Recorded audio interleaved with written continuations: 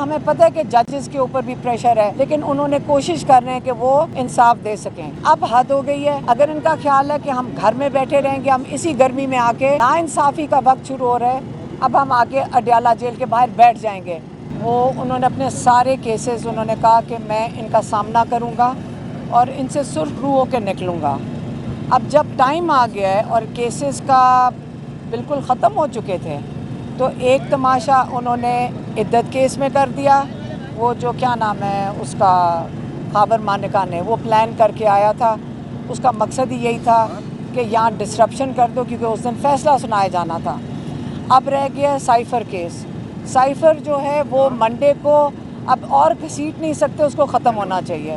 2 cases हो गए, फिर अब ये बनाना चाह रहे हैं कोई 1971 का केस। देखें, अब टाइम हम आपका अगर ख्याल है कि जब तक इमरान खान के आगे केसेस चल रहे थे और उन्होंने उनका सामना किया है ईमानदारी से, उन्होंने कहा मैं इनसे सुरखरू होकर निकलूँगा, तो अब ये क्या ताकि इमरान खान को जेल में रखा जाए या उसकी तस्वीर ना निकले। लेकिन अब हद हो गई है, हमारी भी एक हद हो गई है। जब तक हमने बड़े लिहाज से और सब्र से इमरान खान के साथ हम भी साथ खड़े रहे हैं, क्योंकि उन्होंने कहा था, क्योंकि हमें पता है कि जजेस के ऊपर भी प्रेशर है, लेकिन उन्होंने कोशिश कर रहे हैं कि वो इंसाफ दे सकें। लेकिन अब हद हो गई है। अगर इनका ख्याल है कि हम घर में बैठे रहेंगे, हम इसी गर्मी में आके, अब जब नाइंसाफ़ी का वक्त शुरू हो रहा है, अब हम आके अडयाला जेल के बाहर बैठ जाएंगे। हमें कोई भी ना बैठा हो, हम बैठ जाएंगे और हम यहाँ से नहीं उठेंगे। अगर हमें भी जेल में डालना हो और हमारे साथ जो लोग बैठे होंगे उनको भी जेल में डालना हो, हम सब तैयार हैं। और जेल भर दें, पहले ही 7,500-8 हज़ार लोग हैं, इसके अंदर हम सारों को डाल दें, क्योंकि हमें भी जिस वक्त जो लॉयर्स हैं, आज केस इसलिए नहीं हुआ क्योंकि जो लॉयर था उस्मान गिल, वो कोर्ट के अंदर था, उसके ऊपर भी दहशतगर्दी का पर्चा डाल दिया है।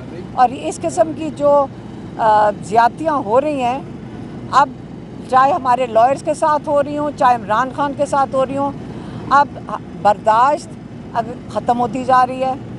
9 मई रह गया इनका। इमरान खान ने अभी कहा है कि हम भी चाहते हैं कि 9 मई को हुआ था उसके ऊपर जुडिशल कमीशन बनाई जाए। फैज़ ईसा जो सुप्रीम कोर्ट के चीफ जस्टिस हैं, हम उनसे फिर से उनकी तरफ से अपील करते हैं कि आप 9 मई की जुडिशल कमीशन बनाएं, ताकि तहकीकात हो सकें कि इमरान खान के ऊपर उन्होंने कहा कि जिन्होंने मुझे उस दिन अरेस्ट किया और जिन्होंने उस दिन सीसीटीवी कैमरा की फुटेज चोरी की है, आप उनको बुलाएं और पूछें कि ये कहाँ सीसीटीवी फुटेज किधर है। उसमें सारों का पता चल जाएगा, और जब वो पता चल जाएगा उनको सख्त से सख्त सज़ा देनी चाहिए।